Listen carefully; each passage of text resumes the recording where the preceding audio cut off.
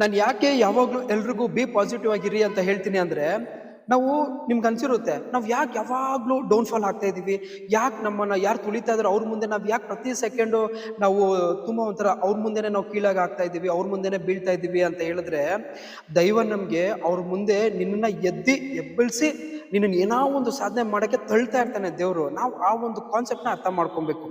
So ಹಾಗಾಗಿ ನಾವು ಯಾವಾಗಲೂ ಅಷ್ಟೇ ಏನೇ ಒಂದು ನಮ್ಮ ಮೈಂಡಲ್ಲಿ ಥಾಟ್ ಬಂತು ಅಂದರೆ ಪಾಸಿಟಿವ್ ಆಗಿ ಯೋಚನೆ ಮಾಡಬೇಕು.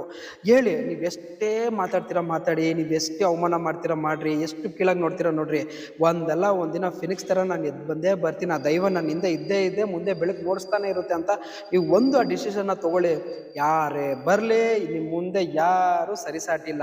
ಟೈಮು ಎಲ್ಲದಕ್ಕೂ ಟೈಮ್ ಬಂದೇ ಬರುತ್ತೆ. ಆಮೇಲೆ ಕರ್ಮ, ನಿಮ್ಗೆ ಯಾರು ಏನೇ ಅನ್ಸಿದ್ರು, ಯಾರೇ ನಿಮ್ಗೆ ಏನೇ ತೊಂದರೆ ಕೊಟ್ರು ಅವ್ರಿಗೆಲ್ಲ ಕರ್ಮ ನೋಡ್ಕೊಳುತ್ತೆ.